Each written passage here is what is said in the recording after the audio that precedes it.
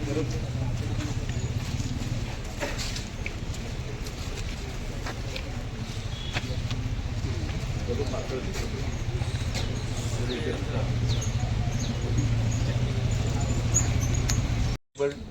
સંચાલિત મા કમલ ફાઉન્ડેશન રાજપીપળામાં ચાલે છે।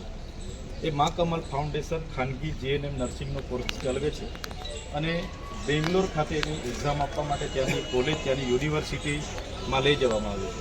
આ બધા એવા સ્ટુડન્ટો છે, એમને પટાવી ફોસલાવીને એમના પર ડોક્યુમેન્ટો લીધા છે, એમના પર ફી ભરાવી છે। બધાએ 2-2 લાખ રૂપિયા ફી ભરી છે। એમને અત્યાર સુધી 3 વાર ત્યાં લઈ જવામાં આવ્યા બેંગ્લોર, પણ ત્યાં હોલ ટિકિટ મળતી નથી, એટલે અમને એક્ઝામમાં બેસવા દેવામાં આવતા નથી। આમાં ઘણા 2 વર્ષ બગડેલા છે, ઘણાના 3 વર્ષ, ઘણા 4 વર્ષથી આટાફેરા કરે છે। ઓરિજિનલ ડોક્યુમેન્ટ એ લોકોએ લઈ લીધું છે, હજુ આપતા નથી। બીજું કે આ સંસ્થામાં જેટલા લોકોએ અભ્યાસ માટેનું ફોર્મ ભર્યું છે એમની પાસે કોઈ પ્રોફેસર નથી, કોઈ ટેકનિકલ સ્ટાફ નથી, કોઈ પ્રેક્ટિકલ સ્ટાફ નથી, અને સરકારશ્રીની NIC અને UGCની કોઈ પરવાનગી લીધી નથી।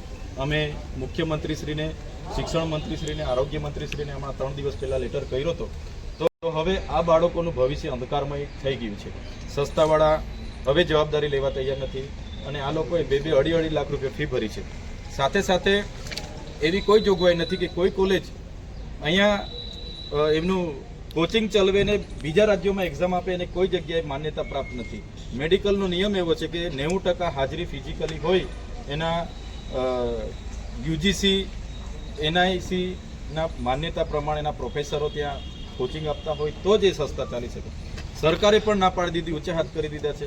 એવી આ સંસ્થા પર તમે તાત્કાલિક ધોરણે તપાસ કરો। પાછળ વિદ્યાર્થીઓના નામો છે જેમની સાથે આ ફ્રોડ થઈ છે। એમના વાલીઓએ મહેનત મજૂરી કરીને, ખેત મજૂરી કરીને 2-2 લાખ રૂપિયા ભર્યા છે અને આ ભવિષ્ય એમનું અંધકારમય થઈ ગયું છે।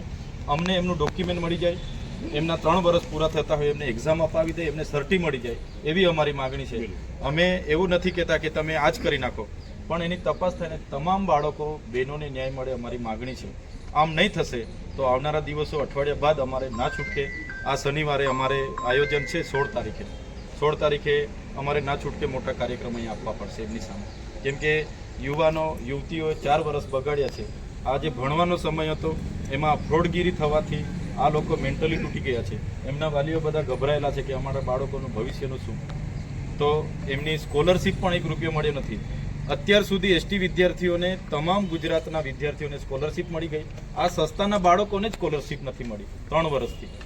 તો એ કહે છે કે વેરિફિકેશનમાં ક્વેરી છે, એ તો એમનો વિષય છે, એમણે ઓનલાઈન કર્યું છે અને બાળકોની કોઈ જવાબદારી નથી। તો આવી બધી ખૂબ ગંભીર 12 દીકરીઓ મારી પાસે આવી હતી, મેં ફોન કર્યો એટલે ભાઈ તરત આટલો ચોપડો લઈને, કેટલોક લઈને ત્યાં મારે ગાંધીનગર મારું ગૃહ વિધાનસભા ચાલતી હતી, ત્યાં જ મારું નીચે ચેમ્બર છે, ત્યાં મળવા માટે આવ્યા હતા। મારા PA બોલાવ્યા એટલે મેં આટલા લોકોને નોકરી લગાડી દીધા, આ કર્યા, પણ એક પણ વિદ્યાર્થી એમની સંસ્થાની ગવર્મેન્ટ સ્વીકારતી નથી। ખાનગીમાં હોય એ એમનો વિષય છે, પણ અમારે આ વિદ્યાર્થીઓને ન્યાય જોઈએ છે। આમાં તમે યોગ્ય તપાસ કરો અને એમનું ઓરિજિનલ ડોક્યુમેન્ટ મળી જાય, એમની ભરેલી ફી મળી જાય, કાં તો એમને 3જા વર્ષની એક્ઝામમાં બેસાડે અને સર્ટી મળી જાય અને કોચિંગ મળે, એવી અમારી માગણી છે। અને વ્યારા અને સુરત પણ એમની સંસ્થાઓ છે અને એ વ્યારા સુરતની પણ ત્યાંથી પણ ફરિયાદો આવી છે। અમે અગાઉ 5 દિવસ પહેલાં મુલાકાત કરી તો વ્યારાથી પણ ફરિયાદો આવી। છોટાઉદેપુરમાં એક કૃષ્ણા ઇન્સ્ટિટ્યૂટ કરીને છે, અંકલેશ્વરમાં એક નર્મદા ઇન્સ્ટિટ્યૂટ કરીને છે, ત્યાં પણ ખૂબ મોટી આવી ફ્રોડગીરી ચાલે છે।